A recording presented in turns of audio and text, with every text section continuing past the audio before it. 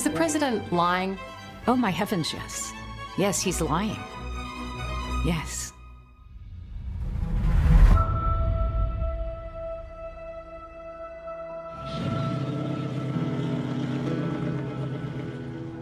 Little Rock, Arkansas, is a long way from Washington, D.C. It's where Maria Farmer has built a quiet life for herself after she was abused by Jeffrey Epstein and his accomplice, Ghislaine Maxwell. But as scandal has engulfed the White House, she can no longer stay silent about President Trump's handling of the Epstein files. It's one of the most egregious acts of injustice I've ever witnessed. It feels like Watergate times like a billion because it involves children. And I think that what he's doing is trying to cover up his association or affiliation with these people. Since becoming president, Donald Trump has done everything in his power to distance himself from the billionaire financier and his vile crimes. I had a falling out with him a long time ago. I don't think I've spoken to him for 15 years. I wasn't a fan. But for Maria, there can be no doubting the depth of their relationship. Epstein said he was his best friend. He just said, "That's my best friend." Maria was in her early 20s when she was hired and abused by Jeffrey Epstein in the mid-1990s. During that time, she witnessed firsthand how close her boss was to Donald Trump. Epstein said when Trump and his wife divorced, Ivana, he said, "I inherited Trump and Ghislaine inherited Ivana.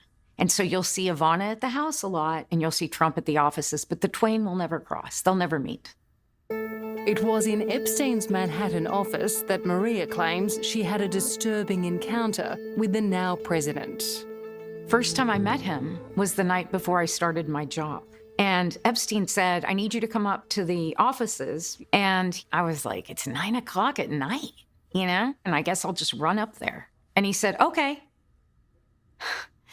So I get there and I'm all sweaty in running shorts. Donald Trump walks in and he was really strange. And he stood, hovering and smirking, like all knowing, like omniscient grin, like a Cheshire grin. So I made I don't know, it was just an instinct. I made the ugliest face I could think of. And Epstein thought it was adorable. He walked out and he goes, "Oh, no, Maria, no, she's not here for you." Just like that, he emphasized, "She's not here for you." He goes, "Come with me." And he escorts Trump. So here's Epstein's part. He escorts Trump into this other room. And Trump utters, under his breath, he mutters, "Oh, I thought she was 16. And I thought that was just really weird. Like, it was beyond locker room talk. Maria says she never saw Trump behave inappropriately, and the White House has contested her version of events, insisting the president never visited Epstein's offices. So when the White House says Donald Trump was never at Jeffrey Epstein's offices, is the president lying? Oh, my heavens, yes. Yes, he's lying. Yes. The friendship between Donald Trump and Jeffrey Epstein is well documented. For nearly 2 decades, they were well known as men about town. One, a notorious property developer, the other, a wealthy financier. They were often seen together at parties and events from New York to Florida. Trump was a passenger on Epstein's private jet, both alone and with his family. Epstein was even a guest at Trump's wedding to Marla Maples. And in 2002, he described Jeffrey Epstein as a terrific guy, telling a journalist that his friend was a lot of fun to be with and that he liked beautiful women, many on the younger side. But behind the glamorous facade, Jeffrey Epstein was a monster. By 2006, he had been exposed as a pedophile.